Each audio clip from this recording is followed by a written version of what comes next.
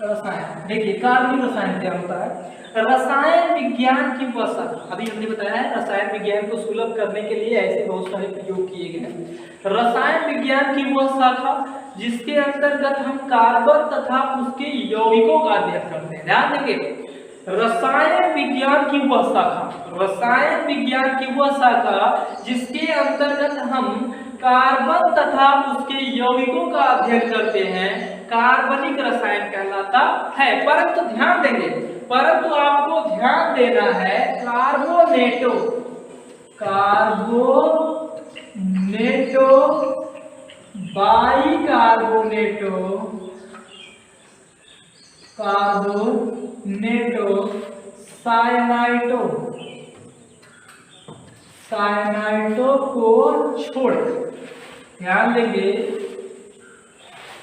छोड़कर रसायन विज्ञान की वह शाखा जिसके अंतर्गत हम कार्बन तथा उसके यौगिकों का अध्ययन करते हैं, कार्बनिक रसायन कहलाता है। परंतु कार्बोनेटो, बाइकार्बोनेटो, सायनाइटो को छोड़कर, ध्यान देना ये बात बेहद इंपॉर्टेंट है, कार्बोनेटो, बाइकार्बोनेटो, सायनाइटो और ऑक्साइडो को छोड़कर। देखिए अगर आपको थोड़ा बहुत कम समझ में आ रहा है तो आपको घबराने की कोई जरूरत नहीं है।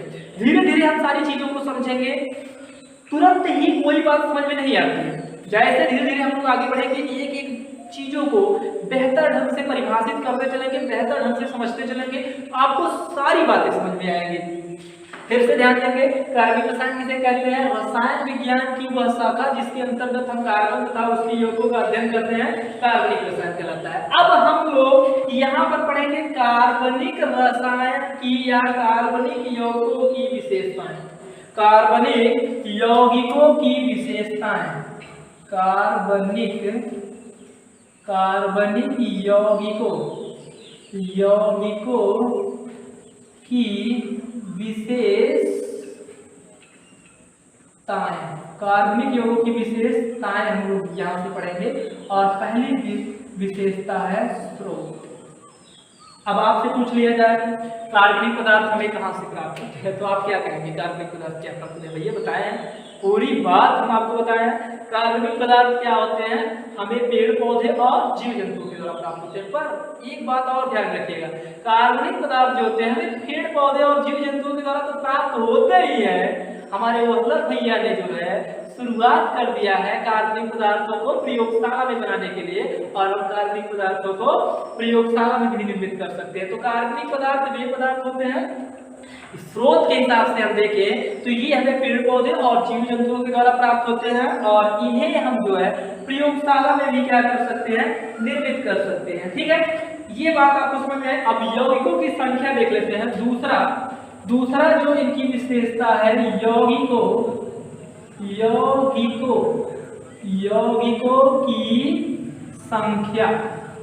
की संख्या।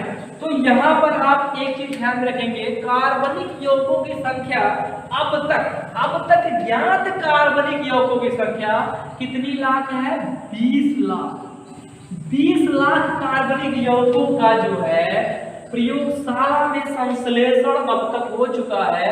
वहीं हम लोग अकार्बनिक पदार्थ की बात करें, अकार्बनिक पदार्थ, तो अकार्बनिक पदार्थों का संश्लेषण अभी 1 लाख के करीब तक ही हुआ है। अकार्बनिक यौगिकों का संश्लेषण प्रयोगशाला में अभी तक जो है केवल 1 लाख तक ही हुआ है। तीसरा देख लेते हैं ऊष्मा का प्रभाव। तीसरा हम लोग गुण देखेंगे ऊष्मा का प्रभाव।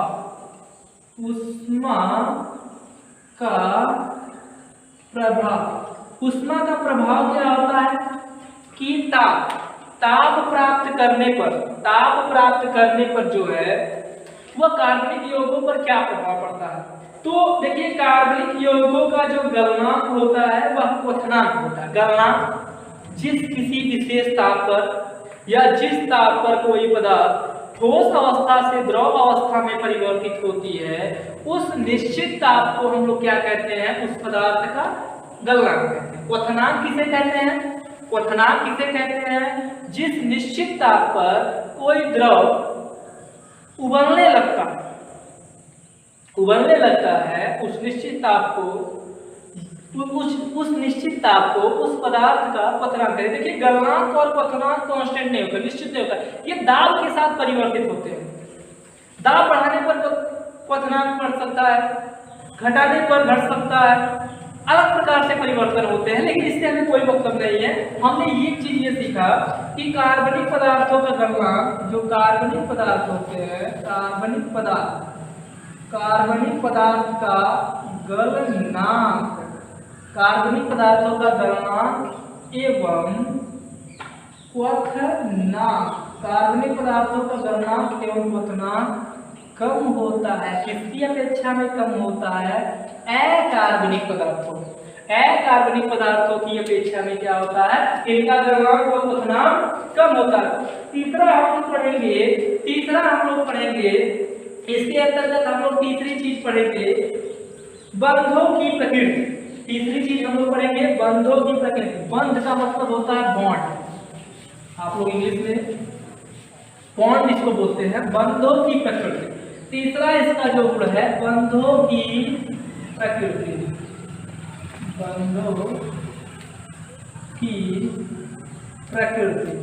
बंधों की प्रकृति। देखिए सीधे सीधे आपको बता दें बंध क्या होते हैं। सबसे पहले हम लोग सीखेंगे बंध क्या होते हैं। आपसे पूछ लिया जाए कि बंध क्या होता है, तो हम कहेंगे किसी अणु में विभिन्न परमाणुओं, किसी अणु के ध्यान देंगे, किसी अणु के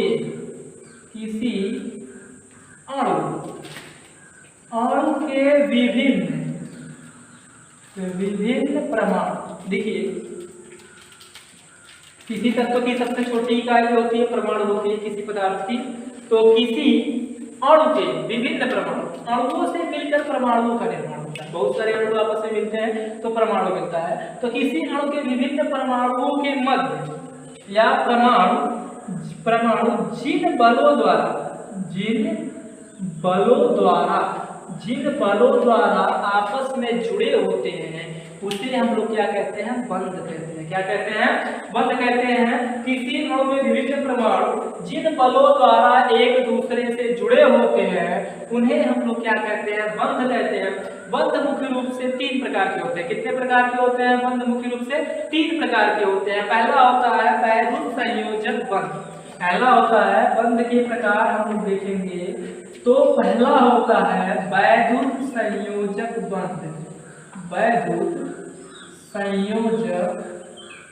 बंध। देखिए वैद्युत संयोजक बंध को आयनिक बंध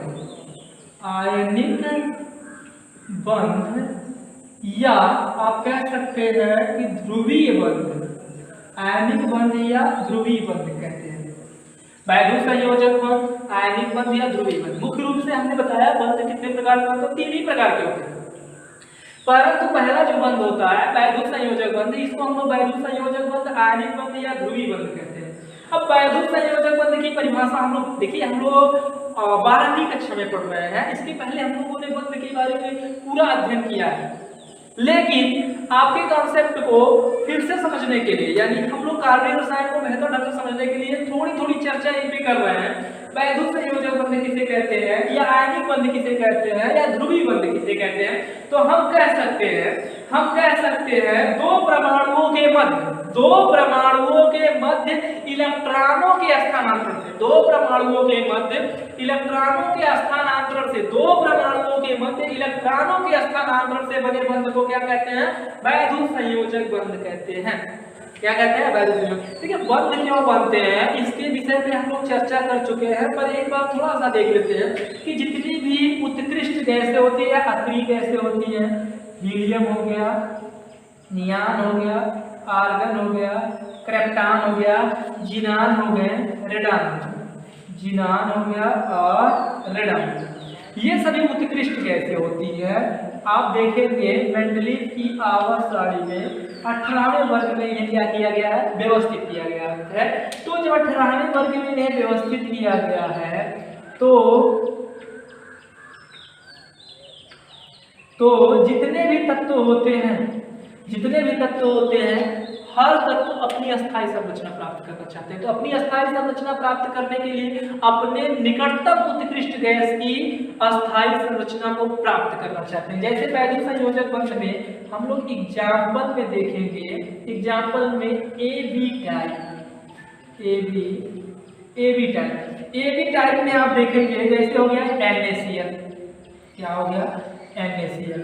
N सोडियम होता है, सोडियम का परमाणु क्रमांक 11 होता है, और क्लोरीन हो गया, क्लोरीन का परमाणु क्रमांक 17 होता है। इसका इलेक्ट्रॉनिक विन्यास करेंगे तो 2 8 1, इसका इलेक्ट्रॉनिक विन्यास करेंगे 2 8 7। अब देखिए सोडियम जो होता है अपने निकटतम उत्कृष्ट गैस नियान के समीप है, और क्लोरीन अपने निकटतम उत्कृष्ट गैस आर्गन के समीप होता है।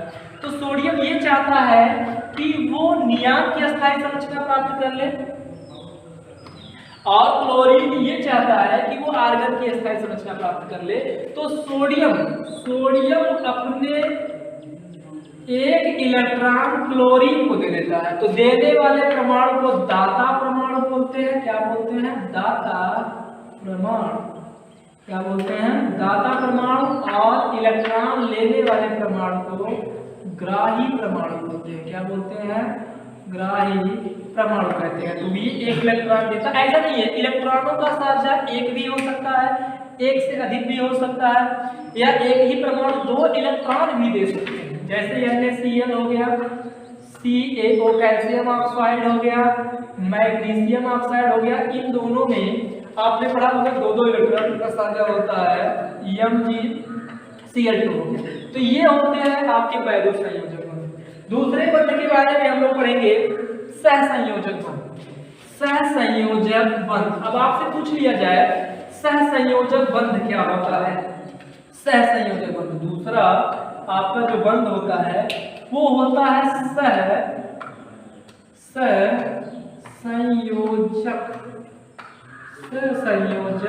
बंध। सहसंयोजक बंध किसे कहते हैं? दो परमाणुओं के मध्य इलेक्ट्रॉनों के साझे से बने बंध को हम लोग क्या कहते हैं? सहसंयोजक बंध कहते हैं। क्या कहते हैं? सहसंयोजक। दो परमाणुओं के मध्य इलेक्ट्रॉनों के साझे से बने बंध को क्या कहते हैं? सहसंयोजक बंध कहते हैं।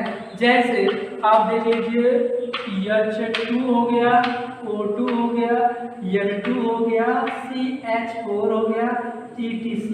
तो यहाँ पे एक चीज आपने नोटिस किया होगा कि CH4 आपका क्या है? कार्बनिक यौगिक है। CH4 क्या है? आपका कार्बनिक यौगिक है। यानी हम यहाँ से निष्कर्ष निकाल सकते हैं, और ये निष्कर्ष निकाल सकते हैं कि जो सहसंयोजक बंध होता है वो किसमें पाया जाता है? कार्बनिक यौगिक। बहुत सही बात को समझ आई? बात आपको पूरी समझ आई कि कार्बनिक यौगों में सहसंयोजक बंध होता है, इलेक्ट्रॉनों की साझेदारी से बंध बनता है। प्रत्येक तो अपनी स्थायी संरचना प्राप्त करना चाहता है। जैसे हाइड्रोजन के अंतिम कक्षा में कितने इलेक्ट्रॉन होते हैं? 1 इलेक्ट्रॉन होते हैं। हाइड्रोजन के यहाँ पे 2 अणु है। ध्यान रखिए हाइड्रोजन के कितने अणु हैं? 2 अणु है। अब ये हाइड्रोजन अपने निकटतम उत्कृष्ट गैस हीलियम की अस्थायी संरचना प्राप्त करना चाहता है। तो ये 1 इलेक्ट्रॉन का इससे साझा करेगा, और ये इससे 1 इलेक्ट्रॉन का साझा करेगा, और आगे चल के हाइड्रोजन और हाइड्रोजन के बीच में बंध बनेगा, और ये बनाएंगे H2। और यहाँ पे आप देख रहे हैं कौन सा बंध बन रहा है? एकल बंध बन रहा है। एकल बंध क्या होता है? एकल बंध। लेकिन यहाँ पे ध्यान देंगे सहसंयोजक जो बंध होते हैं उसमें एकल बंध भी बनते हैं, 2 बंध भी बनते हैं, और एक त्रिबंध भी बनता है। कैसे? हम पूरा देख लेते हैं। जैसे ऑक्सीजन हो गया, ऑक्सीजन का परमाणु क्रमांक 8 होता है। ऑक्सीजन का परमाणु क्रमांक 8 होता है, 2 और 6। इसके अंतिम कक्षा में कितने इलेक्ट्रॉन होगा? 6। 1 2 3 4 5 6। ऑक्सीजन के कितने परमाणु हो गए? 2 परमाणु है। ऑक्सीजन के टोटल 2 परमाणु है, 1 2 3 4 5 6। तो ये अपनी अस्थायी संरचना नहीं, ये चाहता है इसके अंतिम कक्षा में 8 इलेक्ट्रॉन हो जाए, और ये नियान की अस्थायी संरचना प्राप्त कर ले। इसीलिए ये जो है कितने इलेक्ट्रॉनों का साझा करता है? दो इलेक्ट्रॉनों का साझा करता है। और ऑक्सीजन डबल बॉन्ड के साथ क्या बना लेता है? अपनी अस्थायी संरचना को बना लेता है। तो यहाँ पर क्या बन रहा है? द्विबंध बन रहा है, द्विबंध। यहाँ पे क्या बन रहा है? द्विबंध बन रहा है। तीन बंध भी हम लोग देख लेते हैं। जैसे आपका नाइट्रोजन हो गया, नाइट्रोजन का परमाणु क्रमांक होता है 7। नाइट्रोजन का परमाणु क्रमांक 7 होता है, इलेक्ट्रॉनिक विन्यास 2 होता है और 5। अब इसे नियान की अस्थायी संरचना प्राप्त करने के लिए कितने इलेक्ट्रॉनों की आवश्यकता है? 3। तो किसी ऐसे परमाणु को खोजेगा जो 3 इलेक्ट्रॉनों का साझा कर ले, तो वो नाइट्रोजन खुद के ही परमाणु से क्या करता है? साझा कर लेता है। तो नाइट्रोजन हो गया 1 2 3 4 5। दूसरा नाइट्रोजन परमाणु हो गया, इसके 72 कोष में अंतिम कक्षा में 3 5 इलेक्ट्रॉन। अब ये कितने कितने इलेक्ट्रॉनों का? 3 इलेक्ट्रॉन, 3 इलेक्ट्रॉनों का साझा करते हैं और 3 बंध के साथ ये जो है अपनी अस्थायी संरचना को पूरी करते हैं। तो बात ये थी, लेकिन हमको ये समझना था कि जो कार्बनिक यौगिक होते हैं, कार्बनिक यौगिकों में जो बंध होता है वो कौन सा बंध होता है? सहसंयोजक बंध होता है। तीसरे बंध पे हम लोग थोड़ी सी चर्चा कर लेते हैं। तीसरे बंध के बारे में हम लोग थोड़ी सी चर्चा कर लेते हैं, अगर आप लोग भूल गए हो तो। तीसरा होता है उपसहसंयोजक बंध। तीसरा होता है उपसहसंयोजक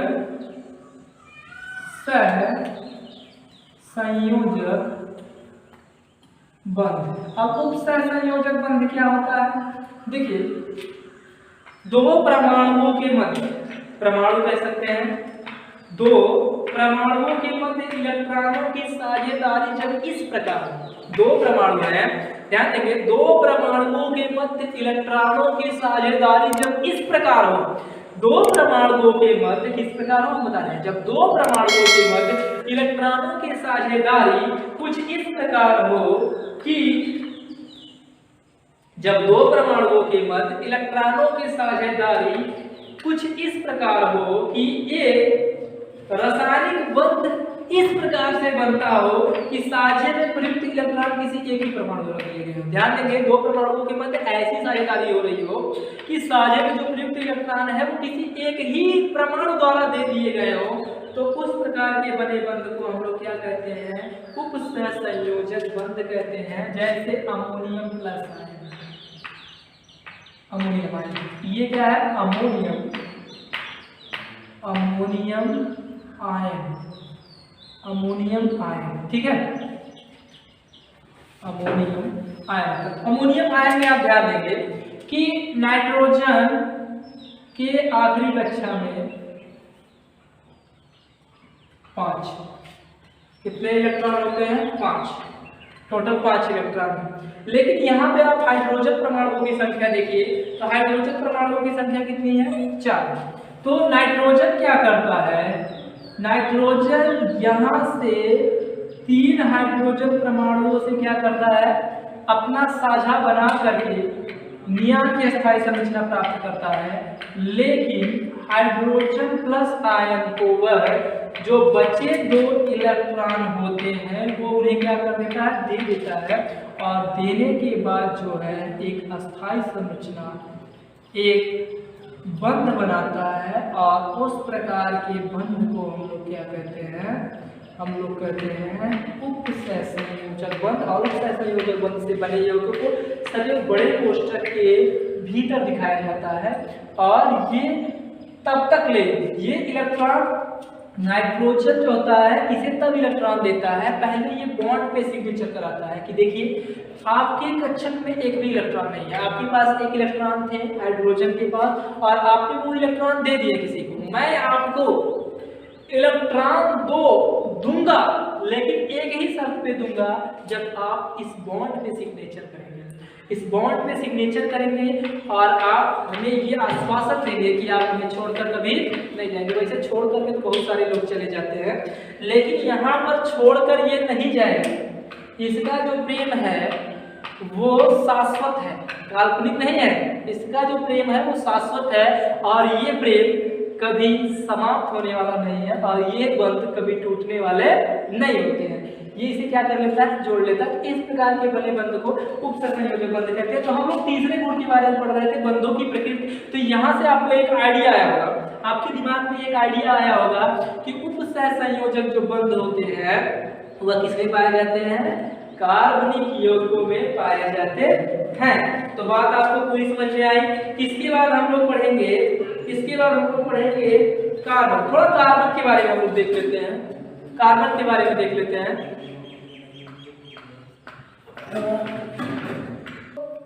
यहां तक आपको पूरी बात समझ में आई, ठीक है। इसके बाद आपका अंतिम विशेषता के बारे में हम लोग बात कर लेते हैं, ज्यादा कुछ बात नहीं करेंगे।